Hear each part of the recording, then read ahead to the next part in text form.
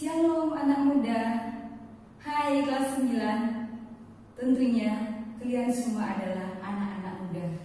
Hari ini kita akan belajar bagaimana orang muda itu sangat dibutuhkan, bagaimana orang muda itu sangat penting bagi gereja.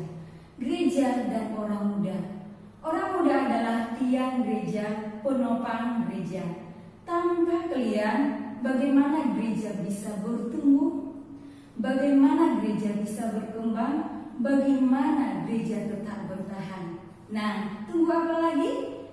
Orang-orang muda, mari berkarya, bekerja terus, berikan yang terbaik untuk gereja. Selamat belajar. Shalom anak kelas 9. Hari ini kita kembali belajar ya, pendidikan agama Kristen pada tanggal 26 Agustus 2020. Tentunya masih bersama Miss Setia. Baiklah anak kelas 9, hari ini kita akan membahas tentang gereja dan orang muda. Gereja dan orang muda. Anak kelas 9, bagaimana kita akan mempelajari hal ini?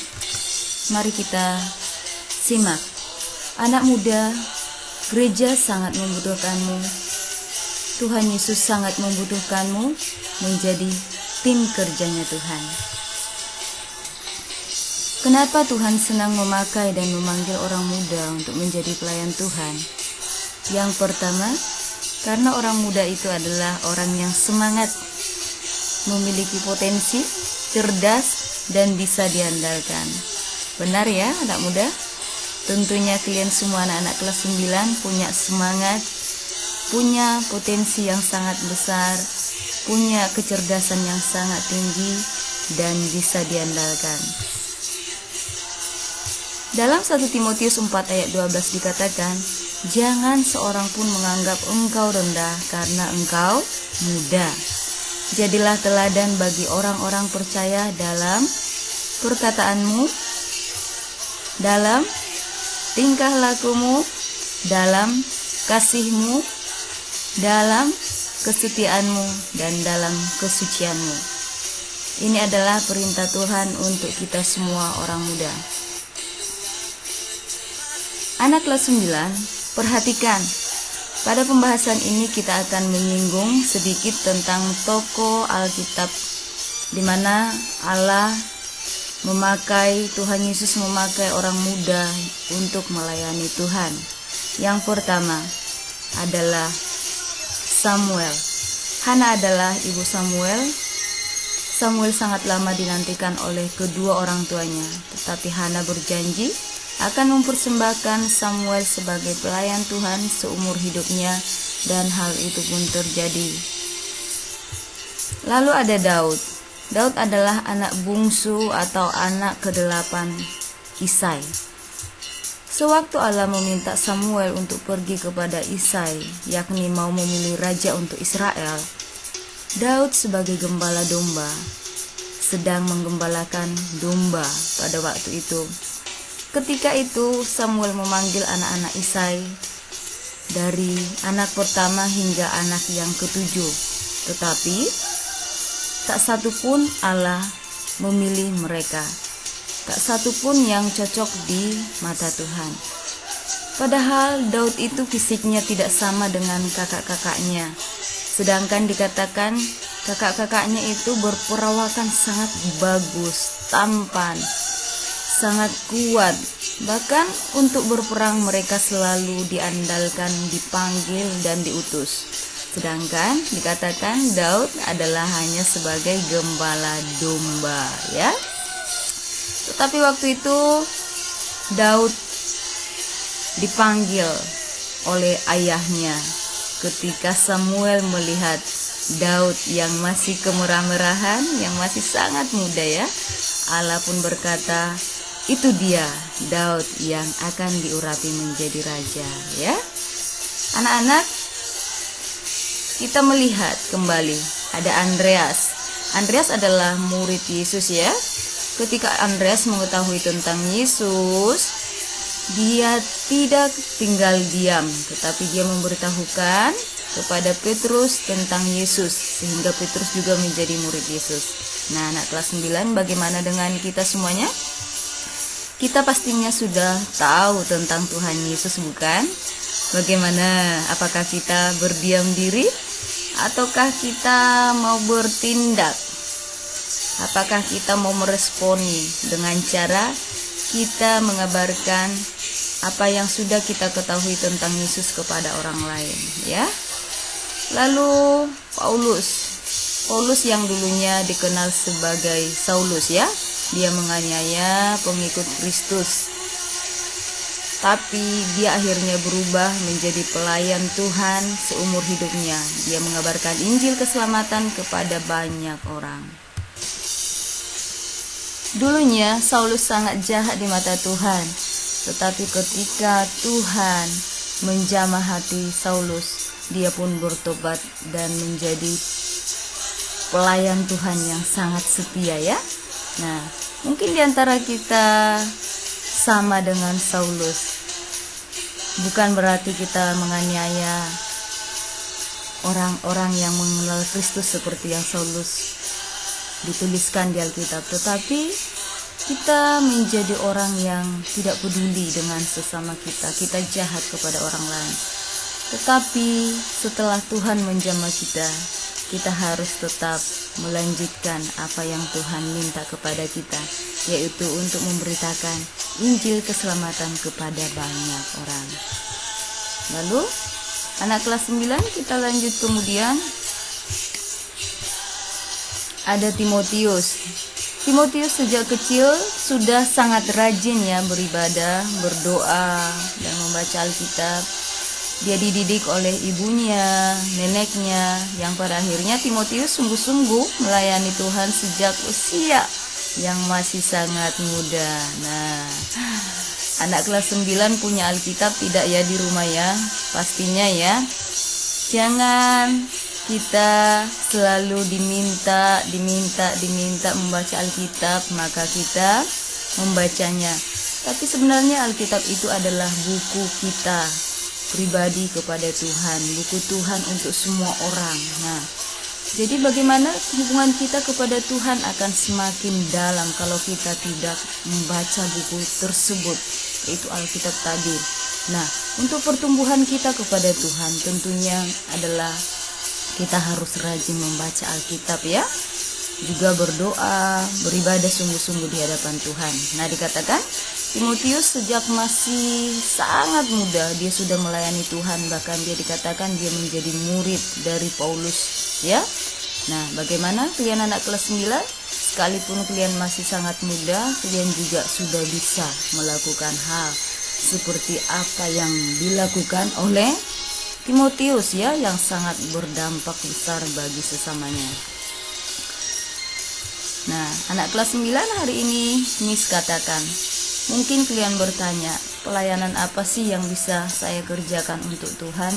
Saya sangat terbatas, punya kekurangan dan kelemahan. Nah, ini bisa Miss berikan gambaran, ya. Tidak seharusnya semuanya, tidak harus, ya, kita dituntut melakukan hal ini semuanya. Tapi ada mungkin membantu kita, misalnya pelayanan mimbar, ada pelayanan mimbar yang bisa kita berikan kepada Tuhan, ya. Mungkinkah juga kamu bisa bermain musik di gereja, atau juga membantu pelayanan di belakang layar. Misalnya nih, kamu membantu segala sesuatu yang berurusan dengan pekerjaan Tuhan, ya, tanpa orang melihatnya, tapi kamu adalah orang yang sangat mendukung pelayanan itu. Dengan adanya kamu, pelayanan itu sangat terbantu dan menjadi sangat baik, ya. Dan kamu juga bisa membantu mengurus gereja, seperti membersihkan gereja, menyusun kursi, bahkan segala sesuatunya yang bisa kamu kerjakan, kamu bisa memulai, ya. Juga terlibat dalam pelayanan lapangan, misalnya di saat gereja pergi keluar membagikan sembako, membuka pengobatan gratis, atau bergotong royong, segala sesuatunya membantu bencana alam, kamu bisa terlibat dalam hal ini. Nah, anak kelas 9, pembelajaran hari ini untuk kita semuanya bahwa orang muda itu tidak bisa terlepas dari gereja. Kenapa? Karena orang muda itu dikatakan dia adalah tiang gereja, penopang gereja. Tanpa orang muda, gereja tidak akan mungkin bertahan. Nah, kelas 9, apakah kalian sudah memikirkannya saat ini? Apakah kalian mau terlibat di dalamnya? Tentunya Tuhan menunggu kita semua orang muda ya. Jangan pernah kita merasa bahwa kita tidak mampu, tidak siap. Itu salah. Tetapi kita harus siap dari sekarang bahwa kita adalah anak-anak muda yang siap dipakai oleh Tuhan. Kita adalah tim kerja Tuhan, partnernya Tuhan. Berikan yang terbaik kepada Tuhan lewat masa mudamu. Karena masa muda kita adalah masa yang sungguh indah di mata Tuhan. Nah, kita kembali ke sini, anak kelas 9. Dikatakan tadi, jangan seorang pun menganggap engkau rendah karena engkau muda. Jadilah teladan bagi orang-orang percaya dalam perkataanmu. Nah, pernah tidak kita sadari bahwa perkataan itu adalah hal penting dalam kehidupan kita? Siapa kita akan dinilai orang dari perkataan kita. Siapa kita akan dinilai oleh Tuhan dari perkataan kita. Perkataan itu tentunya lahir dan timbul dari hati kita. Jadi penting sekali bukan kita menjaga perkataan itu. Yang kedua, kita juga harus menjaga tingkah laku kita, sikap, karakter kita. Tuhan meminta kita untuk menjaga hal ini ya. Jadi orang-orang muda, kamu harus menjaga tingkah laku kamu supaya orang lain tidak menganggap engkau rendah. Orang lain tidak menganggap remeh terhadap kehidupan kita. Juga dalam kasihmu. Nah, siapa bilang orang muda tidak bisa memberikan kasihnya kepada sesama, kepada semua orang? Tentunya kita memberikan kasih seperti kasih Yesus mengasihi kita. Juga dalam kesetiaanmu, orang muda itu cenderung bosan ya. Orang muda itu awalnya semangat, tetapi orang muda itu dikatakan Tuhan, tetaplah kamu setia ya. Jangan undur, jangan molor, jangan tidak setia kepada Tuhan, jangan berubah. Tetapi tetap pendirianmu melayani Tuhan selalu ya, setia ya. Juga ini yang terpenting ya, semuanya tentang kesucian kita orang muda. Nah, dalam usia-usia kamu yang sangat muda, masalah kesucian ini adalah sangat rentan. Bagaimana hidup kamu dikatakan suci? Maka jaga seluruh hidup kamu, hati kamu, sikap kamu, termasuk tubuh kamu untuk Tuhan. Persembahkan semuanya untuk Tuhan.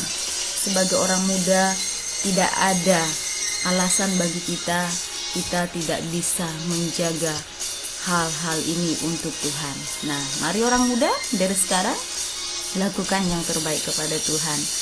Apa yang sudah Tuhan berikan kepada kita adalah hal yang terbaik. Maka orang muda juga pastinya bisa memberikan yang terbaik kepada Tuhan. Nah, ingat ya, kalau kita sudah mempersembahkan hidup kita sejak kita muda kepada Tuhan, ingat bahwa masa tua kamu juga akan melihat kebaikan-kebaikan yang luar biasa yang daripada Tuhan. Kamu akan melihat kemuliaan Tuhan di dalam hidup kamu. Bahkan karya-karya Tuhan yang sungguh luar biasa akan Tuhan nyatakan lewat kamu. Mari anak kelas 9, jika bukan kita, siapa lagi? Jika bukan orang muda, siapa lagi yang akan meneruskan gereja? Mari anak kelas 9, lakukan pekerjaanmu layaknya kamu sebagai orang muda. Demikian pembelajaran kita kelas 9 hari ini tentang gereja dan orang muda. Mari kita tunjukkan hidup kita benar di mata Tuhan dan baik di dalam kehidupan kita sehari-hari. Mari kita berdoa.